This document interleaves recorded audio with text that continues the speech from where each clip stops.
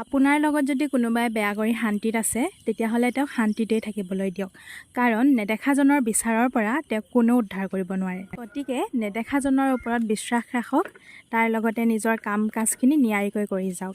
এইফালে মই আজি ক্লাছৰ পৰা আহিলোঁগৈ আৰু এতিয়া দুপৰীয়াৰ সাজ বনাম বুলি ভাবিছোঁ। প্ৰথমতে ঔটেঙা কঁঠালগুটি দিয়ে দালিকণ পাতি লৈছোঁ। এতিয়া ঔটেঙা আৰু কঁঠালগুটিৰ বতৰ হৈ আছে, গতিকে কুমলীয়া ঔটেঙাৰ লগত কঁঠালগুটিৰ দালিখন খাই খুব ভাল লাগে, নহয়নে বাৰু? এইফালে কালিৰে হাঁহৰ মাংস খাইছিলোঁ আৰু তাৰে পেটুকণ ৰাখি থৈছিলোঁ।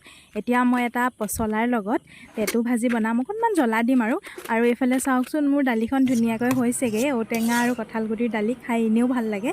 আৰু এইফালে এতিয়া মই কালি ৰখি যোৱা পেটুকণেৰে জ্বলা ভাজি বনাম। ইমান বেছি গৰমত জ্বলা খোৱাটো ভাল নহয় যদিও হাঁহৰ পেটু তাৰ লগতে পচলা দিছোঁ, জলকীয়াটোনো বাৰু নিদিয়াকৈ কেনেকৈ থাকোঁ। এইফালে ৰ'দতে একদম জৰ পৰি যোৱা জলকীয়াজোপাৰ পৰা এটা জলকীয়া ছিঙি আনিলোঁগৈ। তাৰপিছতে এইফালে মাংসখিনি অকণমান ভাজি লৈ তাতে পচলা দিছোঁ, এটা আলুও দি দিছোঁ আৰু এইখিনি ভাজি হোৱাৰ পিছতে অকণমান জলকীয়াও দি দিছোঁ।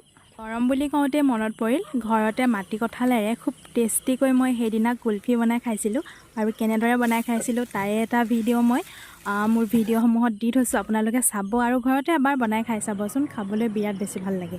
এইফালে এতিয়া মোৰ দুপৰীয়াৰ সাজ ৰেডি হৈয়ে গ'ল। ঔটেঙা কঁঠালগুটিৰ দালি, তাৰ লগতে হাঁহৰ পেটুৰে পচলা দি জ্বলা ভাজি। আজিৰ দুপৰীয়াৰ সাজ ইমানেই।